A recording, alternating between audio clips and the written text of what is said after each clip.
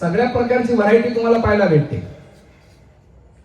त्याच प्रकारे आपल्या वैदिक ग्रंथांमध्ये रामायण, महाभारत, भगवद्गीता जे वैदिक ग्रंथांमध्ये सगळं तत्वज्ञान, त्याबरोबर आत्मरंजनाबरोबर मनोरंजन पण दिलेलं आहे. पॉलिटिक्स पाहिजे असेल तर महाभारतामध्ये जा, रोमांस तुम्हाला पाहिजे असेल तर भागवताचा दशम स्कंद घ्या, फायटिंग पाहिजे असेल तर महाभारताचं युद्ध आहे, पुन्हा श्रीमद भागवतामध्ये आहे. ए टू झेड गोष्टीचं वर्णन आहे.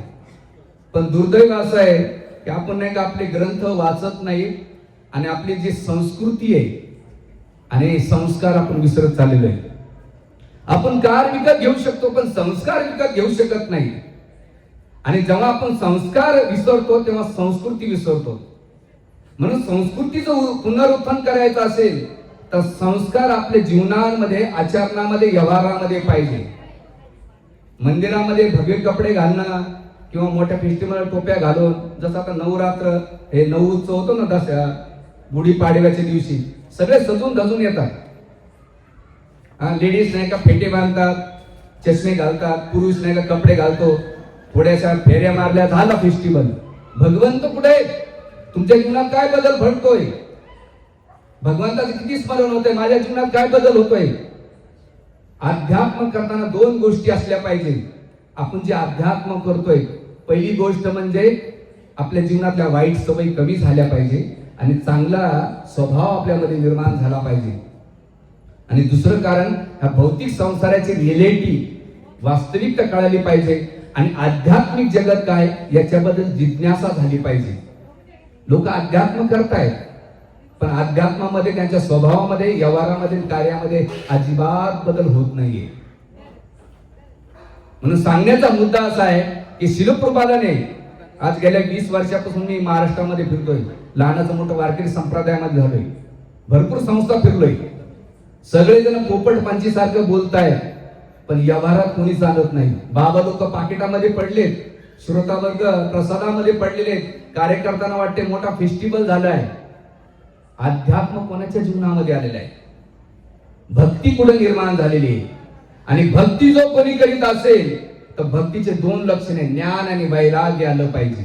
ज्ञान म्हणजे ह्या जीवनाची वास्तविकता आणि वैराग्य म्हणजे डिटॅचमेंट.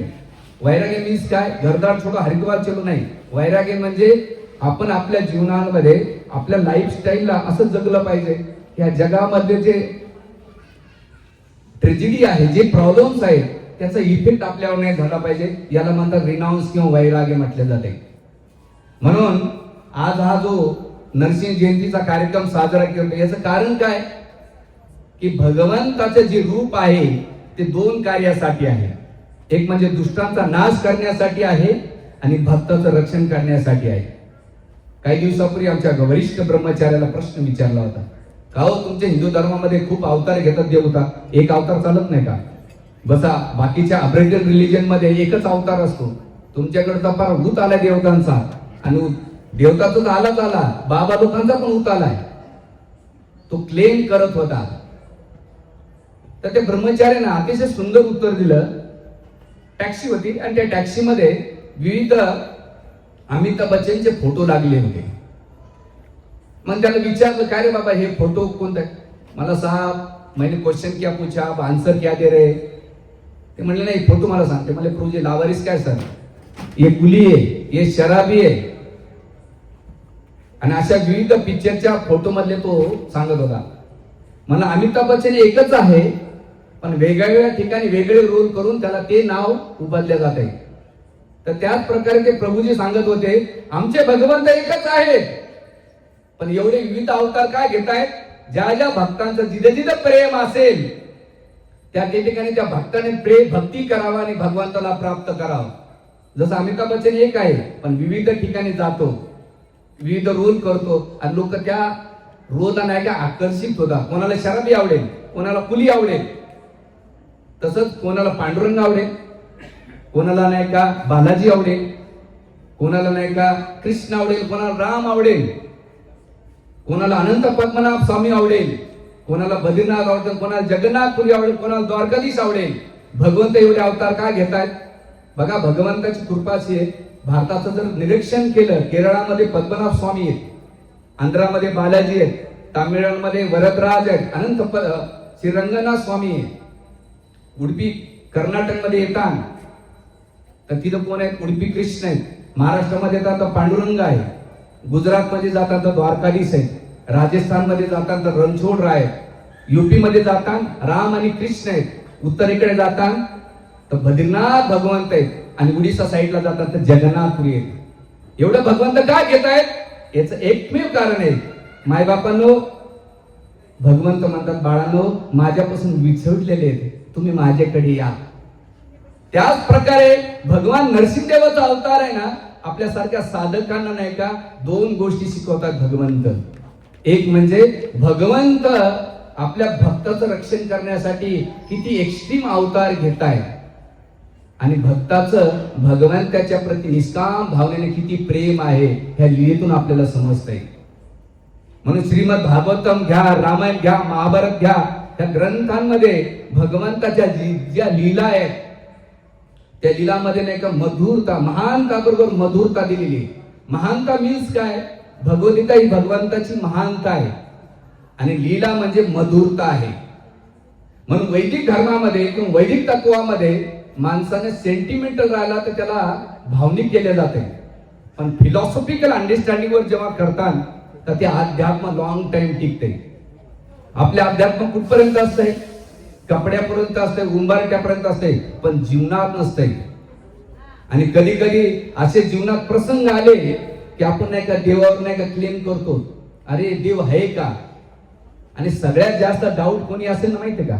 आपलेच लोक आपल्या ग्रंथावर घेत आहेत.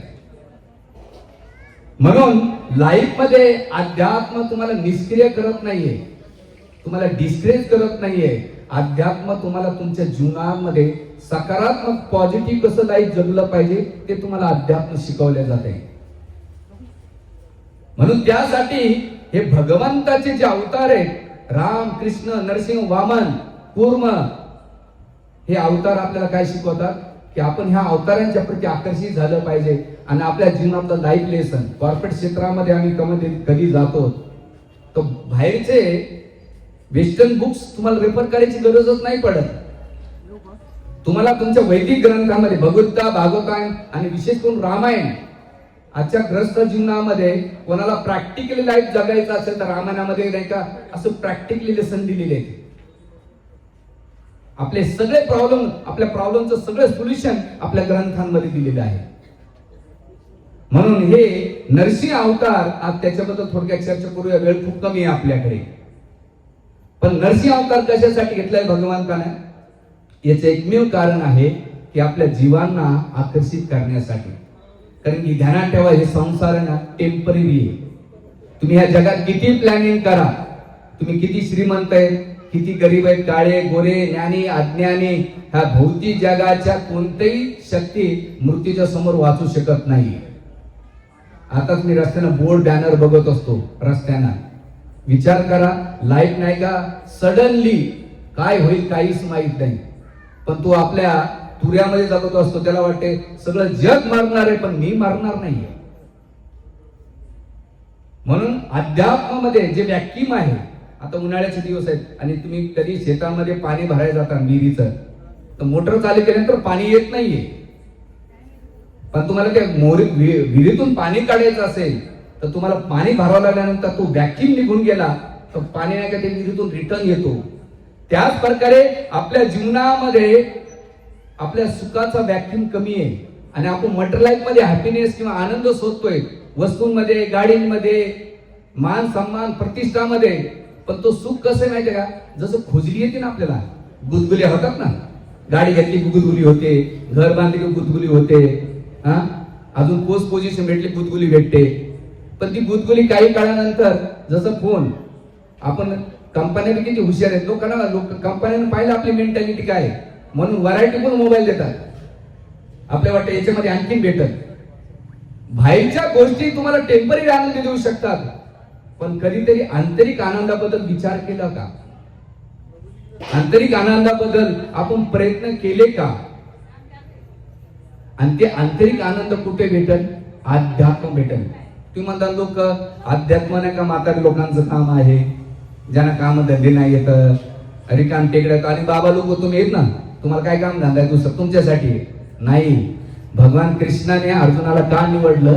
आपल्यासारख्या कलियुगातल्या नमुन्याने नाही काही प्रश्न करू नये. वैराग्य, पहिला प्रश्न वैराग्यासाठी अजिबात नाही. अर्जुन कोण होता? ग्रस्त होता, 4 बायका होता, 10 लेकरं होते. दुसरं म्हाताऱ्या लोकांसाठी. अर्जुन म्हातारा होता का? नाही, तरुण होता. लक्षात आलं का? तरुण होता, तरुणाला ज्ञान दिलं. तिसरी गोष्ट, वेळ कुठे? भगवान कृष्ण रणभूमीच्या मैदानावर नाही का भगवंताने अर्जुनाला ज्ञान दिलं. आपण एकही कारण देऊ शकत नाही अध्यात्म न करण्याचं. सांगण्याचा एक मुद्दा असा आहे, आवड असली की सवड निघते, इम्पॉर्टंट असेल तर इमर्जन्सी होते. तसंच अध्यात्म कळालं तर त्याला का किंतु परंतु आपल्याला कळू, आपण नाही का डाऊट राहणार नाही. म्हणून आता मी थोडस हे बॅकग्राऊंड झालं. आता नरसिंहदेवाकडे येऊया. श्रीमद भागवताच्या सप्तम स्कंदामध्ये जेव्हा महाभारताचं युद्ध झाल्यानंतर शिशुपालाचा वध करण्यात आला, आल्यानंतर तो आत्मा भगवंत मध्ये प्रविष्ट झाल्यानंतर राजा युधिष्ठिरनं नाही का नारद मुनीला प्रश्न विचारला की एवढा शिशुपाल भगवंताचा दोषी होता, तरी भगवंताने जो उद्धार का केला? त्यावेळेस नारद मुनी 2 प्रश्नाचं उत्तर देतात. एक तर म्हणतात हे शिशुपाल आहे ना, मागच्या जन्मामध्ये जय आणि विजय होता, आणि मग त्याची सगळी कथा सांगतात की जय विजय द्वारपाल होते. 4 चतुष्कुमार त्यांना भेटायला गेले, आणि द्वारपाल जेव्हा अडवल्यानंतर त्यावेळेस चतुष्कुमाराने त्यांना शाप दिला, अरे तुम्ही भगवंताच्या वैकुंठ धामात असताना सुद्धा तुमच्यामध्ये द्वेष बुद्धी येते, आणि ही मेंटॅलिटी मटेरियलिस्टिक असल्यामुळं भौतिक जगामध्ये तुमचं पतन होईल. तुमच्याजवळ 2 पर्याय आहेत, एक तर 7 जन्म किंवा 3 जन्म असुराचे आणि 7 जन्म ब्राह्मणाचे. तर त्यांनी सांगितलं 3च जन्म आम्हाला. आणि मग चतुष्कुमार माफी मागतात, भगवंत पण नाही का त्यांना माफी मागतात, आणि त्यांचं खूप आदान प्रदान होते, याच्या डिटेल्स मध्ये जात नाही. आणि हे सगळं गेल्यानंतर भगवंत म्हणतात जय विजयला, म्हणतात हे शाप मी त्याचा प्रतिसाद करू शकलो असतो, प्रतिक्रिया देऊ शकलो असतो, पण याचे 2 कारण. पहिल्यांदा लक्ष्मी आली तेव्हा तिला तुम्ही अडवलं, आणि ते एक अपराध होता. आणि दुसरं, माझे भक्त मला अतिशय प्रिय आहे, आणि अशा माझ्या प्रिय भक्तांना तुम्ही अडवल्यानंतर तुमची जी बुद्धी आहे ना, त्या बुद्धीमुळे तुम्ही असुर होऊन जा. आणि ते जय विजय भगवंताला 12 रसापैकी 5 प्रमुख रस आहेत. शांत, दास्य, साख्य, वात्सल्य आणि माधुर्य हे 5 प्रमुख रस आहेत, आणि 7 नाही का गौण रस आहेत.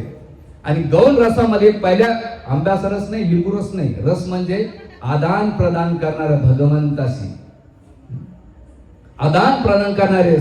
आणि वीर्य रसाचं आस्वादन करण्यासाठी भगवंताने पाहिलं ह्या जगामध्ये सगळे मला प्रेमी भक्त प्रेम करतायत, माझ्याशी फाईट कराय कोणी नाहीये, तर कोणीतरी माझ्या लेवलचा पाहिजे. आणि मग त्या लेवलसाठी जय विजयला निवडलं, आणि ते जय विजय ह्या जगामध्ये आल्यानंतर दिती आणि कश्यपचे मुनी ह्या 2 पुत्राचा जन्म झाला. पहिले हिरण्यक्ष आणि नंतर हिरण्यकशिपू. भगवान वराहदेवाने हिरण्यक्षाचा वध केला, आणि वध केल्यानंतर तिथे हिरण्यकशिपू आपली आई आणि आपल्या भावजाईला आणि आपल्या पुतण्याला ह्या भौतिक संसाराचं वर्णन करतात. सुखदेव गोस्वामी राजा परीक्षितला जसं भगवद्गीतेची फिलॉसॉफी आणि हिरण्यकशिपूची फिलॉसॉफी सारखी होती. हे जगातलं सगळं जीवन नश्वर आहे, प्रत्येक जण जन्माला आला तो मृत्यूला जाणार आहे, टेम्पररी काहीच नाही, आपण काही घेऊन आलो नाही, काही घेऊन जाणार नाही, असं हिरण्यकशिपू फिलॉसॉफी कोणाला बोलतोय? आपल्या भाऊजाईला आणि आपल्या बाईला सांगतो. आणि राजा सुयज्ञाची कथा सांगतात, आणि सगळं सांत्वन केल्यानंतर इथे म्हणतात आचार्य वर्ग, श्रीधर स्वामी मेन प्रमुख आचार्य टीका होऊन गेले. ते म्हणतात या जगामध्ये फिलॉसॉफी झाडणारे भरपूर आहेत, ऐकणारे भरपूर आहेत, पण बोलणाऱ्याच्या जीवनात फरक नाही आणि ऐकणाऱ्याच्या जीवनात फरक नाही. त्यामुळे समाजामध्ये नुसतं फेस्टिवल होत आहे, जीवनात परिवर्तन होत नाही. आणि म्हणून ही मेंटॅलिटी जोपर्यंत वक्ता आपल्या जीवनात फॉलो करत नाही तोपर्यंत श्रोत्यांच्या जीवनात बदल होऊ शकत नाही. श्रोता हे तुम्ही काय बोलतात हे बघत नाही, तुम्ही कसे वागतात हे बघितले जाते. आणि इथे हिरण्यकशिपू जेव्हा बोलला त्यावेळेस नाही का दिती शांत झाले. आणि तोच हिरण्यकशिपू आता आपल्या भावाचा बदला, रिव्हेंज, जी मेंटॅलिटीने नाही का त्वेषानं भगवान विष्णूंच्या प्रती बदला घेण्यासाठी तो पर्वतामध्ये जाऊन तपस्या करतो. घनघोर कठोर तपस्या करतोय. ह्या जगामध्ये प्रत्येक जण तपस्या करतोय, पण तपस्या काय संसारासाठी तपस्याच करतोय.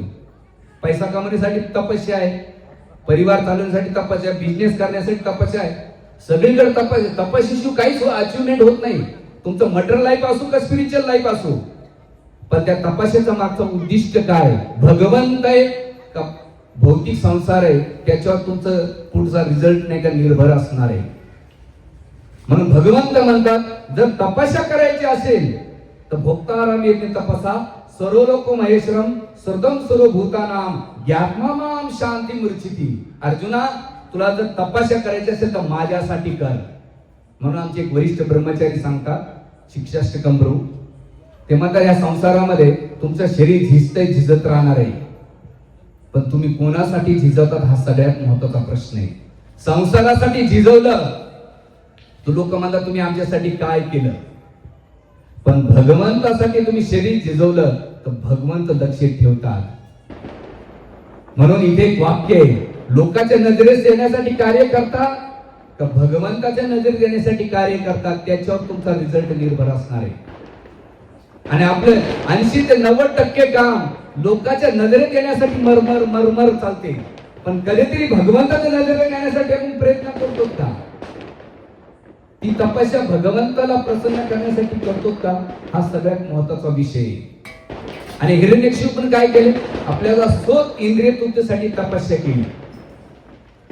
आणि ती तपस्याच्या बळावर नाही का जेव्हा ब्रह्माजी प्रसन्न झाले आणि झाल्यानंतर त्यांनी पाहिलं की हिरण्यक्ष आहे त्याची बॉडी नाही का वाळीव लागलं, टोटल नाही का वारूळ झालं होतं. बघता की सगळी सृष्टी एकदम नाही का प्रज्वलित झाली होती. आणि बघितलं की कुठे दिसत नाही. आपलं कमंडलचं नाही का पाणी घेतलं आणि त्या वारुळा फेकल्यानंतर तिथून हिरण्यक्ष बाहेर प्रगट झाला. आणि झाल्यानंतर त्याची बॉडी नाही का जी कंकाळ झाली होती ती नाही का एकदम नाही का धष्टपुष्ट बलवान बॉडी झाली. आणि मग ब्रह्माजी म्हटले, हिरण्यक्ष तुझ्या तपस्याने मी प्रसन्न झाले, वरदान माग. ते म्हणले की ब्रह्माजीला म्हटले, पितामा वरदान द्यायचं असेल तर मला अमरत्वाच वरदान द्या. ब्रह्माजी स्वतः म्हणतात मीच अमर नाही तर तुला कुठून वरदान देऊ. म्हणून त्यानं पर्याय काय शोधला? ऑप्शन बघा. मृत्यूला वाचण्यासाठी माणसं किती प्लॅनिंग करतात, किती प्लॅनिंग करतात. जसं आपल्याकडे लहान बाळ प्लॅनिंग करते ना, आई वडील हसतात, हे हे हे काय करतो प्लॅनिंग. तसं या संसारामध्ये आपण प्लॅनिंग करतो ना, भगवंत वरून हसतात, बाळा तू लय प्लॅनिंग करतोय ना. तुझी प्लॅनिंग 20 वर्षाची, 25 वर्षाची, 30 वर्षाची, पण आपण येडे गाबड्यासारखं जसं बाळाला असतो तसं भगवंत आपल्याला हसतात. पण आपल्याला काय वाटते, तो भातुकलीचा खेळ आहे ना, तो तिची प्राइस 1000-2000 असेल, तशीच आपली भातुकलीची. आपलं हे प्रवचन आहे ना, लोकांना वैराग्य कुठपर्यंत माहिती आहे का? 2 ठिकाणी वैराग्य, 3 ठिकाणी. एक सामच्या भूमी गेले वैराग्य, अरे काही नाही सगळं नश्वर आहे. पण बाहेर आले की लगेच चेक आणि मोबाईल बघतो, झालं वैराग्य गेले त्याचं. दुसरं वैराग्य कोणतं आहे? जेवल्यानंतर एखाद्या जेवला त्याला म्हणले गुलाबजाम नको नको नको, हे दुसरं वैराग्य. आणि तिसरं वैराग्य शास्त्र सांगतं सेक्स केल्यानंतर वैराग्य. अरे काही येणार अर्थ नाही. पण हे तिन्ही वैराग्य फालतू आहेत. सगळ्यात मोठं वैराग्य कोणतं असलं पाहिजे? ज्ञानाच्या आधारावर असलं पाहिजे, तत्वाच्या आधारावर असलं पाहिजे. वैराग्य म्हणजे काय? लाईफ मध्ये आपल्यामुळं कोणाला त्रास होता नाही आणि कोणाचा झाला तर त्याला सहन करणे, याला वैराग्य म्हणतात. रिॲक्शन नाही केलं पाहिजे प्रत्येक गोष्टीचं. आणि इथे हिरण्यक्षने जेव्हा वरदान मागितलं, वरदान मागे काय की मला अमरतत्व. आणि मग त्यावेळेस ब्रह्माजी म्हटले दुसरं काय करेल? ते म्हणतात एकच वरदान द्या, दिवसा न रात्र, आत न बाहेर, न अस्त्र न शस्त्र, न मनुष्य न मानव, पशु न पक्षी, न सजीव न निर्जीव, अशा विविध प्रकारे त्यांना आपल्याला प्रोटेक्ट करण्याचा प्रयत्न केला. ब्रह्माजी म्हणले तथा असतो. मृत्यूला वाचण्यासाठी आपण किती प्लॅनिंग करतो. आणि जे अटॅचमेंट लोक असतात ना या संसारामध्ये ते जास्त प्लॅनिंग करतात. जे डिटॅचमेंट असतात ना ते केवळ काय करतात, खेळ खेळतात. 50-60 वर्षे जास्त घेत नाही. आणि त्या हिरण्यकशिपू वरदान ब्रह्माजीने वरदान देऊन टाकलं. दिल्यानंतर याला हिरण्यकशिपूला एवढा अहंकार आला, एवढा अभिमान झाला. त्यावेळेस त्यानं पाहिलं की भगवान विष्णूचे मूळ आहेत ना त्या 3 ठिकाणी आहेत. घंटी 3 ठिकाणी आहेत. एक म्हणजे धर्म, ब्राह्मण आणि गाय. हे डिस्ट्रॉय केलं तर भगवान विष्णूने का डिस्ट्रॉय होऊन जातात. भले हिरण्यकशिपू रावण मेलेली आहे पण तिची वृत्ती आज बी आपल्याला पाहायला भेटतात. माणसं बदलले पण ती वृत्ती कायमस्वरूपी आपल्यामध्ये. ब्राह्मण मीन्स काय, जाणून घातल्यात ब्राह्मण आहे. ब्रह्म जाणीती तिथे ब्राह्मण. जन्मानं ब्राह्मण कोण नाही, कर्मानं ब्राह्मण असलेला ब्राह्मण लाईफ जगणारा त्याला ब्राह्मण म्हटलं जाते. आपल्याकडे जन्माच्या ब्राह्मणाला प्रायोरिटी देतात. ब्राह्मणासारखी लाईफस्टाईल जगणार त्याला ब्राह्मण मानतात. मग तो कोणत्याही जातीचा असेल ते महत्वाचं नाही, तो त्याच्यासारखा लाईफ जगणारा पाहिजे. अशी ब्राह्मण संस्कृती. गाय, गायला आपल्या हिंदू लोकांना जास्त इंटरेस्ट नाही. सोशल मीडियावर बसले की फेसबुक इंस्टाग्रामवर नाही का, तर आपण नाही का सगळीकडे इंस्टा फेसबुकचे प्रॅक्टिकली काहीच करणार नाही. मी पाहिलं बरेच पॉलिटिक्सच्या सभेला जातो असतो, असे तावा तावा तावा तावा भाषण देतात. ग्राउंड लेवलला अजिबात काम करत नाही. आपण प्रॅक्टिकल जीवनामध्ये गायीचं काय करतो. आणि तिसरं म्हणजे धर्म. धर्म आपल्याला काही इंटरेस्ट नाही धर्मामध्ये. धर्म कसा, जो माझ्या इंद्रिय तृप्तीला माझ्या देतो तो धर्म, माझ्या इंद्रिय तृप्तीला बाधतो त्या धर्माचा त्याग. धर्म म्हणजे काय, जीवेला स्वरूप आहे कृष्ण रे नित्यदास. आपण भगवंताचा भक्त होणं, भगवंताने जे दिलेले तत्व आहे ते पालन करणं. मैत्री, करुणा, दया, क्षमा, शांती, भगवत भक्ती हे धर्माचे तत्व आहे. तर मृत्यूच्या वेळेस नाही का हे तत्व तुमच्या सोबत येत आहे. याचं विश्लेषण पण खूप होऊ शकतं, आपल्याकडे एवढा वेळ नाहीये. आणि या 3 गोष्टी डिस्ट्रॉय करायला सांगितल्यानंतर हिरण्यकशिपूने आतंक माजून दिलाय. आणि त्या आतंकापायी सगळे देवी देवता भगवंताकडे जाणार, भगवंताला प्रार्थना करतायत. आणि प्रार्थना केल्यानंतर भगवंत ते म्हणतात लवकरच मी आहे का, काळजी करू नका. हा जो याचा पुत्र आहे प्रल्हाद, याच्या प्रती जेव्हा तो अपराध करेल तेव्हा मी अवतरित होईल. म्हणून कधी पण भगवंताकडे गेलं ना आपण डायरेक्ट नुसतं घंटा वाजवायची आणि नाही असं हात. मला कधी कधी प्रश्न पडतो, तुमच्या घराच्या समोर बेल कंटिन्यू वाजवलं तर तुम्ही इरिटेट होऊन जातात ना. लोक मंदिरात जाऊन घंटे वाजवून भगवंताला किती इरिटेट करीत असतील हो. आपण सेन्सिटिव्ह नाही देवाच्या बाबतीत. एकदम दन दन दन नाही. घंटा अरे आलाय बाबा, तू कळतंय देवाला तू आलाय. तर तिथे जेव्हा मंदिरात गेल्यानंतर प्रार्थना केली पाहिजे. काय प्रार्थना केली पाहिजे, भगवंता सगळ्या जगातलं तू मला दिलेलं आहेस पण एकच नाही गोष्ट तू भेटत नाहीस, ही प्रार्थना केली पाहिजे. कारण मृत्यूच्या जगामध्ये आपली भक्ती कशी आहे, आवळा देऊन भोपळा मागायचा. श्रावण सोमवार असो, संकट चतुर्थी असो, 9 दिवसाची दुर्गा आपलं नवरात्र असतात, 9 दिवस दुर्गा दुर्गा आणि 11 दिवशी म्हणतात लाव मुर्गा. 1 महिना श्रावण, बाकी महिने रावण. झाली आपलं धर्म. काय गाठरामुषा ते मला कुठून आलो कार्यक्रमाला, हरे कृष्णाच्या महाराज एकदम तोडफोड करू राहिले. काय करा, आपल्या लोकांना नाही का प्रेमाची भाषा सुचत नाही. म्हणून देवाकडे गेल्यानंतर देवाकडे काही मागू नका, देवाला मागा.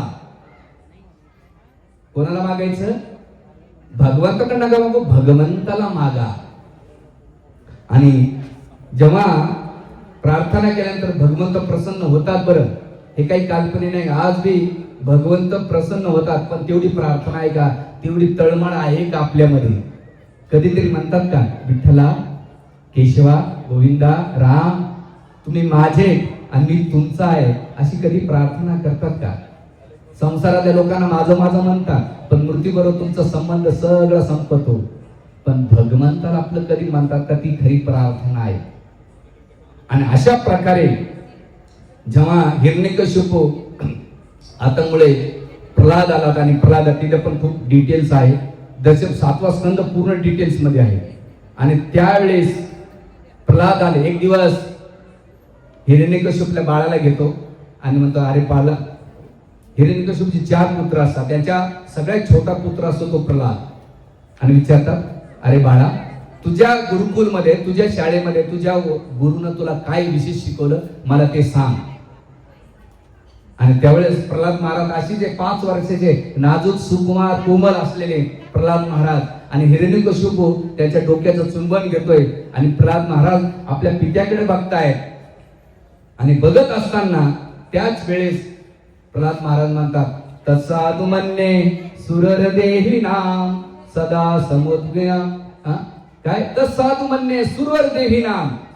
अरे असुरवर्य, तुम्ही काय करा, घरदार सोडा आणि वनात जा आणि भगवंताचा आश्रय घ्या.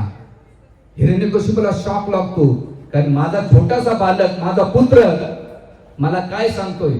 तो हास्यवारी घेऊन जातो. मग छोटासा बालक आहे, सोडून देतात आणि त्याच्या गुरुला शेंडा आणि अमरकाला बोलवतात, इकडे या, माझ्या पुत्राला तुम्ही माझ्या शत्रूबद्दल काय शिकवताय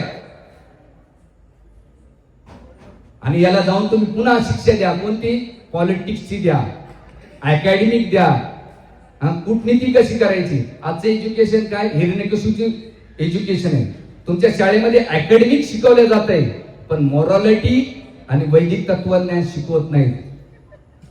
तुम्हाला एक का सांगतो तळमळीला, 2 महिन्यापूर्वी जय भवन रोडला एक 17.5 वर्षाच्या मुलीना प्रेशर खाली सुसाईड करून घेतलं 12वीच्या पेपरला.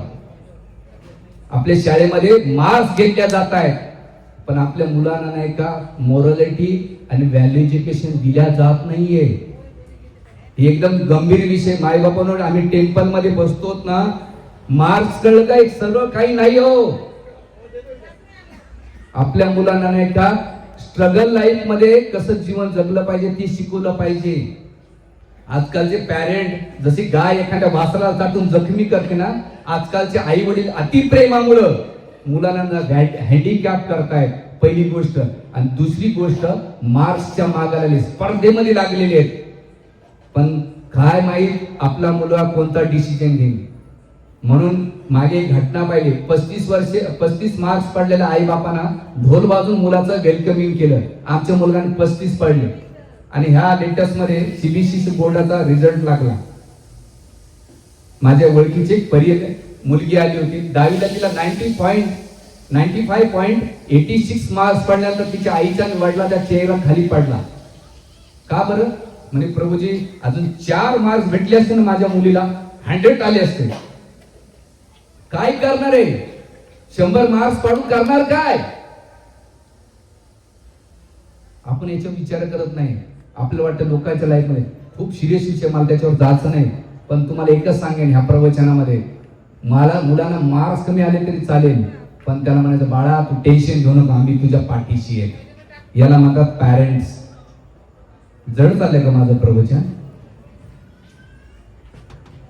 आणि तीच अकॅडमिक, हिरण्यकश्यप अकॅडमिक, ते म्हणतात बाळा पॉलिटिक्स शिक, पण नैतिक आपल्या मुलांना आपण गीता किती शिकवतो, रामायण किती शिकवतो, महाभारत किती शिकवतोय. आणि तुम्हाला सांगतो, आज जर आपल्या मुलांना हे वैदिक ज्ञान दिलं नाही तर भविष्य नाही का, ज्यांना वेद शिकवलं नाही ते नावेद म्हणते. काय म्हणते? ज्यांना वेद नाही शिकवलं ते नावेद म्हणते. आणि खूप डेंजरस आहे. म्हणून आई बापांना, आजकाल आमच्याकडे आई बाप कमी शिकताना मुलांना जास्त शिकवतात. म्हणून जी हिरण्यकश्यपूची मेंटॅलिटी आहे ती नसली पाहिजे. आणि त्यावेळेस याच्याबद्दल खूप चर्चा होते आणि मग शेंडा अमर घेऊन जातात, त्याला खूप शिकवतात प्रल्हाद महाराजाला. पुन्हा हिरण्यकश्यपू बोलवतो, म्हणतो, अरे प्रल्हाद, काय शिकवलं तुझ्या शिक्षकाने आम्हाला सांग. त्यावेळेस प्रल्हाद महाराज निर्भयपणे, काय भगवंतावर अतुट श्रद्धा असेल, विश्वास असेल, ते म्हणतात, पिताश्री मी सगळ्यात बेस्ट काय शिकला असेल ना, मी ते तुम्हाला सांगू का? म्हणून हो सांग बाळा, सांग बरं. हरी बोल. किचन मधले सायलेंट. सांग बरं बाळा, काय शिकलास? त्यावेळेस प्रल्हाद महाराज म्हणतात, श्रवणम कीर्तनम विष्णू स्मरणम पाद सेवनम अर्चनम वंदनम दास्यम साख्यम आत्मनिवेदनम इति अर्पिता पुंसा भक्तीचे नवलक्षणम. पिताश्री, माझ्या गुरुकडून काही शिकले असेल, ही 9वीला भक्ती शिकलेलं आहे. बेस्ट टॉप मोस्ट नॉलेज काय असेल तर 9वीला भक्ती शिकलो मी. जसं ऐकलं हिरण्यकश्यपना, त्याची तळपाय मस्तकाला गेलेली आहे.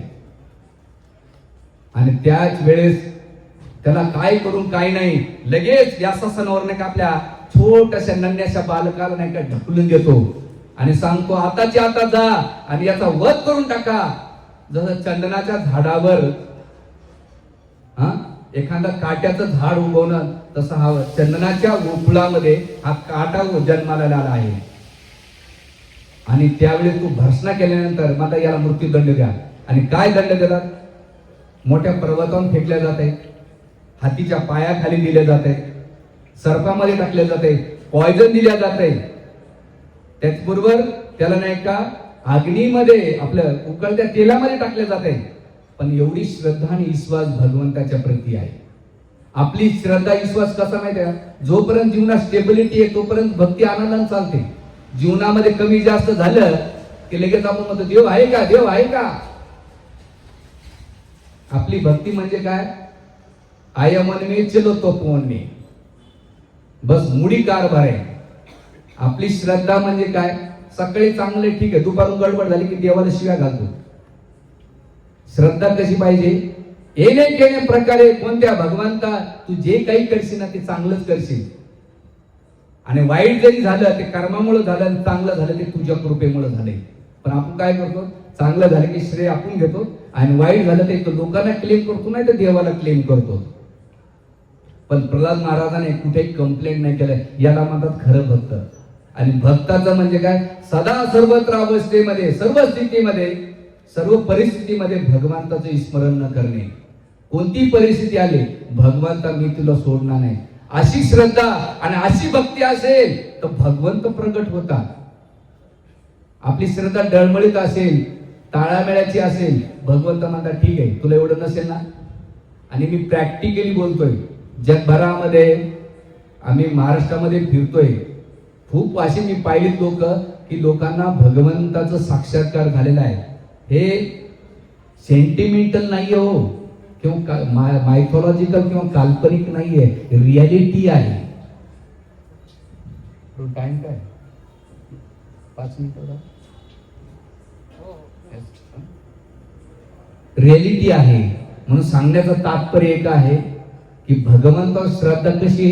जेव्हा भगवंताबद्दल ऐकतात. एखाद्या व्यक्तीला किती पाहिलं, नवरी बद्दल मुलाला सांगितलं अरे तुझी बायको एवढी अशी आहे तशी आहे, तो म्हणतो पाहू दे ना पाहिल्यानंतर. पण ऐकल्यानंतर आकर्षण वाढतंय.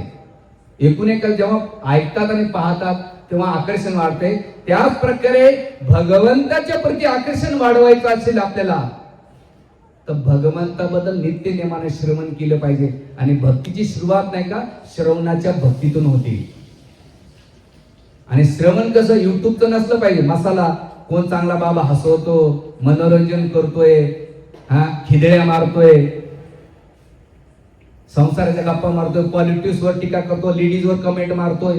नाही, बाबा लोकांचं कामच नाही. त्याच्या बाबा लोकांचं काम आहे जसं ब्राह्मणाचं काम आहे नवरदेव नवरीला नवरदेवाच्या सानिध्यात करून देणं, तसंच एका गुरुचं एका साधूचं काम आहे साधकाला भगवंताच्या सेवेत लावणं, ना की स्वतःच्या सेवेमध्ये लावणं. पण आपलं काय झालंय?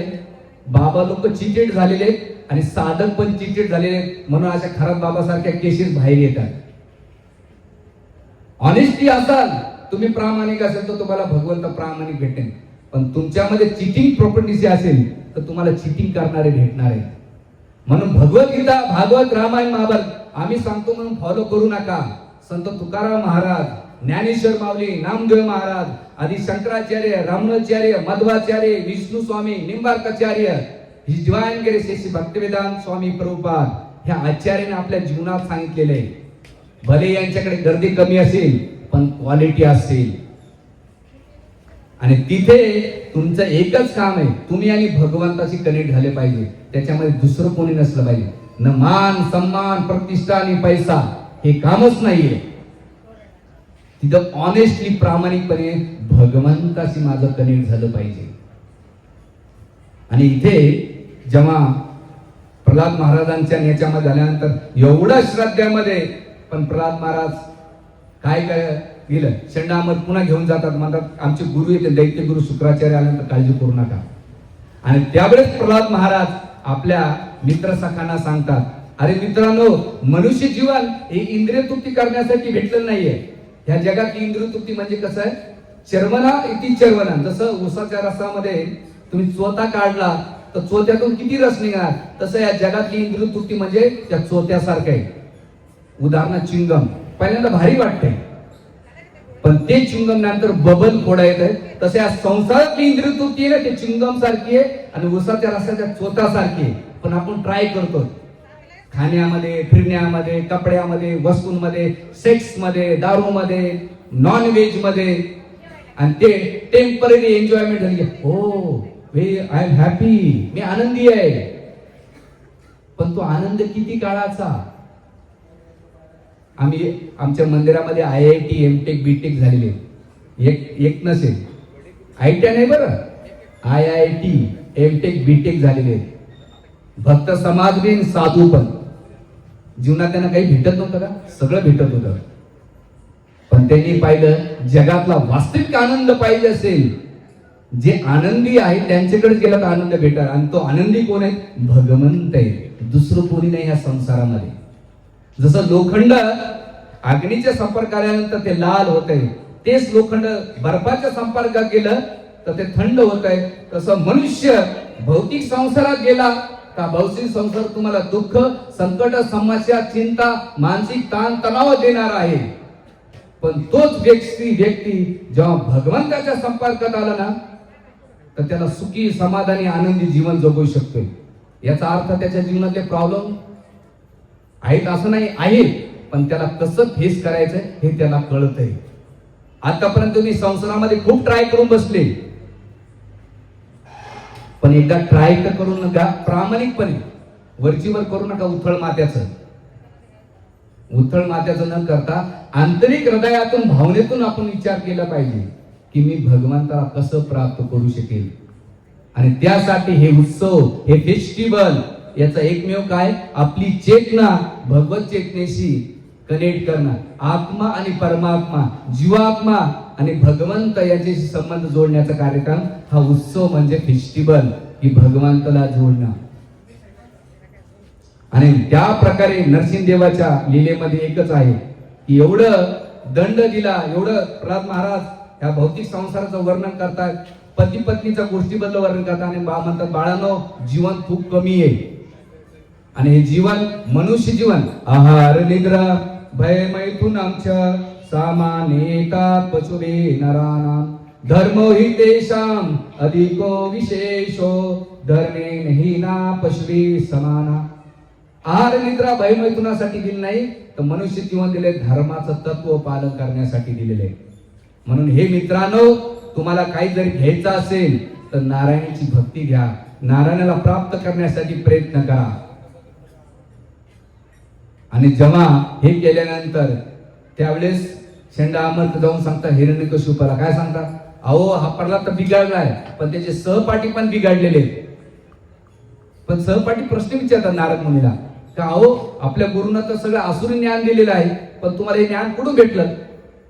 तेव्हाच प्रल्हाद महाराज म्हणतात, जेव्हा माझे वडील तपस्या करायला गेले त्यावेळेस माझी आई याच्या महालामध्ये असताना इंद्राने आक्रमण केलं आणि त्याला जसं एक पक्षाला धरून घेताना इंद्र नाही तर देवता माझ्या आईला घेऊन जात होते कयादूला. त्यावेळेस तिच्यावर नाही का मी गर्भ अवस्थेत असताना नारद मुनी आले आणि इंद्राला आणि देवतांना रागवले, म्हणले हे बाळ आहे ना भगवंताचा महान भक्त आहे, हा आसुर पुत्र नाही, आसुर पुत्र असला तरी भगवंताचा भक्त आहे, याच्या प्रती अपराध झाल्यानंतर याच्या वडिलांचा मृत्यू निश्चित होणार आहे. आणि त्यावेळेस माझी आई नारद मुनीच्या आश्रमामध्ये राहिल्यानंतर गर्भ अवस्थेत असताना नारद मुनीने भागवत कथा सांगितली आणि ती भागवत कथा मी ऐकली. पण माझ्या आईचं चित्त माझ्या वडिलांच्या प्रती होतं, पण माझं चित्त नारद मुनीच्या कथेवर होतं. म्हणून मी भक्त झालो, ते तत्वज्ञान तुम्हाला सांगतोय. म्हणून कथेत बसल्यानंतर फिजिकली कथेमध्ये बसतात, पण चित्त कुठं असेल ना तर ज्ञान ते आपल्या डोक्यात घुसणार नाही. तुम्हाला शरीराबरोबर चेतना सुद्धा कथेमध्ये इन्व्हॉल्व केलं तर ती कथा आपल्या डोक्यांमध्ये भिनल्या जाती, चेतनेमध्ये भिनल्या जाती आणि तेव्हा ती कृतीमध्ये येते. आणि अशा प्रकारे प्रल्हाद महाराजांनी ते ज्ञान दिल्यानंतर हिरण्यकशिपू म्हणतो, अरे तू माझा शत्रू आहेस. आणि त्याला मारण्याचा एवढा प्रयत्न केल्यानंतर शेवटी आज नरसिंह जयंतीच्या चतुर्थीच्या दिवशी की तू एवढा जर तुझं रक्षण करणारा विष्णू आहे कुठं आहे, तर प्रल्हाद महाराज म्हणतात की माझे भगवंत सर्वत्र आहेत, सगळीकडे आहेत. काय विश्वास आहे. म्हणून भक्ती कोणाला भेटली माहिती आहे, गीतेमध्ये भगवंत क्लिअर करतात, ब्रह्मभूत प्रसन्न आत्मा न सोचनीन कांक्षती सम सर्वेशी भूतेशी मद भक्ती लभते पराम. अर्जुना, सगळ्यांना समान दृष्टीने जिकडे जिकडे भगवंताला पाहतो त्यालाच माझी भक्ती भेटते. तुमच्यामध्ये भेदभाव असेल, पक्षपाती असेल, जाती पंथामध्ये, पुरुष स्त्रीमध्ये, काळा गोरा, ज्ञानी धन पद, ही जर तुमच्यामध्ये पक्षपात मेंटॅलिटी असेल, पार्सलिटी असेल, तर भगवंत भेटू शकत नाही. भगवंताला प्राप्त करायचं असेल तर समदृष्टी, सगळ्यांना समान व्यवहाराने प्रेम करणं महत्वाचं आहे. आणि अशा प्रकारे जेव्हा सगळीकडे विचारलं त्यावेळेस ते म्हणतात ह्या खांब्यामध्ये आहे का, म्हणे हो खांब्यामध्ये आहे.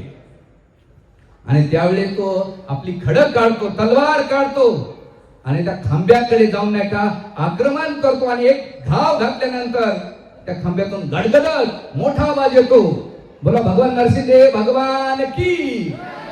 आणि अकराळ विकराळ, अर्धा मनुष्य अर्धा पशु असलेले भगवान नरसिंहदेव प्रगट झाले. आणि अशा ज्वाला, त्यांचे केस, त्यांचे अष्टभुज शरीर नरसिंहदेव आतुरतेनं, आणि दुपारा भगवान नरसिंहदेव प्रगट झाले. आणि तिथे हिरण्यकशिपू जसं एक मांजर आणि एक उंदीर, शास्त्र सांगते की भगवंत एक मांजरीप्रमाणे मोठेचे मोठे होते आणि हिरण्यकशिपू कसा होता, उंदरासारखा छोटासा. पण तो आपल्या अहंकाराने पदाने भगवंताचे युद्ध कर. आणि भगवंत काय करतात, तिथे वीर्य रसाचा आनंद घेतात. दोन गोष्टीचा आनंद घेतात भगवंत, आचार्य म्हणतात. एक पहिला आनंद म्हणजे काय, हा माझा भक्त आहे जय. आणि दुसरा म्हणजे काय, फायटिंगचा आनंद. आणि तिथे एवढं घमासान भगवंताचा आणि हिरण्यकशिपूच्या मध्ये युद्ध होत आहे.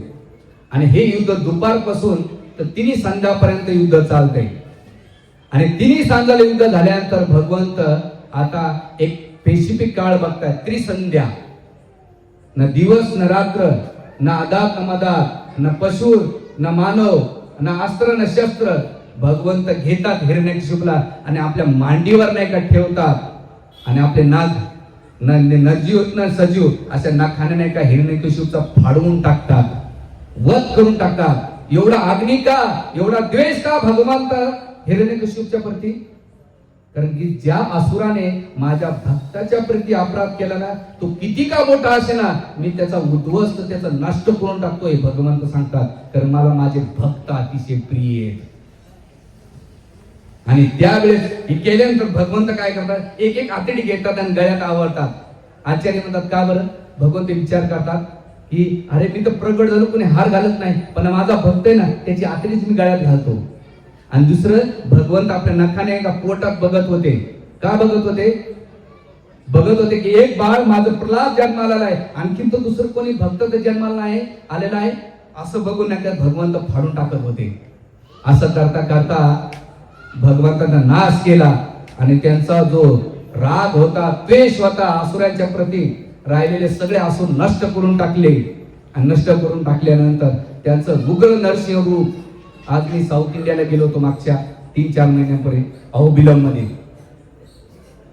तिथे नाही का उग्र स्तंभ आहे, 9 नरसिंह देवाचे. आणि त्या स्तंभामध्ये तिथं भगवंताचा आजही विग्रह पाहण्यासारखा आहे. आणि त्यावेळेस सगळं ते उग्र रूप पाहून नाही का सगळे देवी घाबरून गेले. आणि सगळे जाऊन सांगू लागले, जाऊन प्रार्थना करू लागले.